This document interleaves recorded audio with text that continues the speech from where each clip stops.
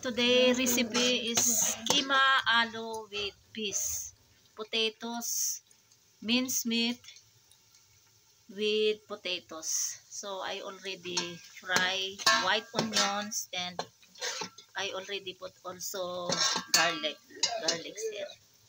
This is 1.5 kilogram, so I will not cook all this one. I have to make half. And I will cook today for my 2 carpenters and 1 helper and my husband, and also for our viand lunch and together with dinner.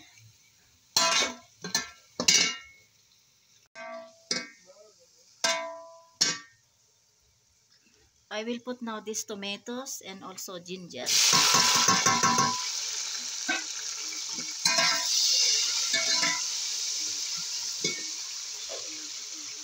Now I will put this chili powder, turmeric powder. Salt I will put after.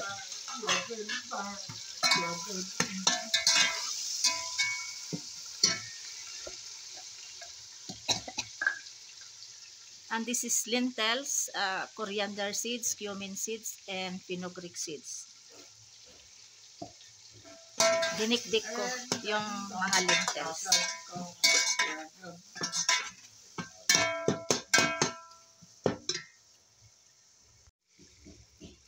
Tomato is already paste, so I will put now this minced meat. I make already half this one, so this is more than half kilogram. So now I will put this one. I think this is too much.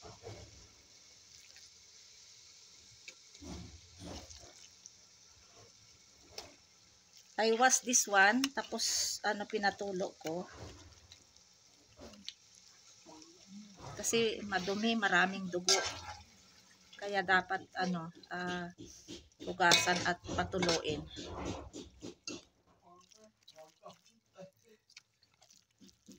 Taye, naa. Kaya naririnig nyo yung yung karpintero ko, natapos na nilang tanggalin yung ceiling, tapos pinifix na yata. Mamaya punta ako doon, mag-video ako. Kasi busy pa ako. Lagay ko muna itong minced meat, tapos punta ako, mag-video ako.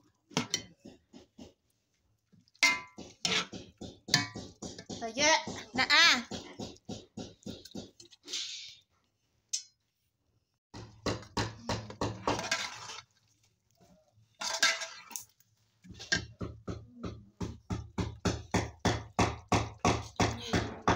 Now I will put now also this peas and green chilies.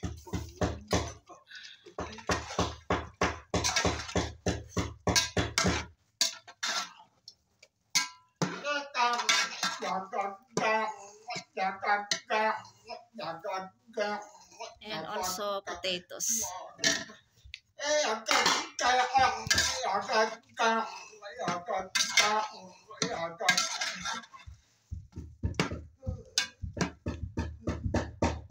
Cooking keema aloo matter. Keema means minced meat, aloo means potatoes, matter means peas. So this is our viand for lunch, including 2 carpenters, 1 helper, and also for us, and also for dinner. This is already enough. And with chapati, I have to make chapati also. Keema aloo matter or minced meat, potatoes with peas curry is ready.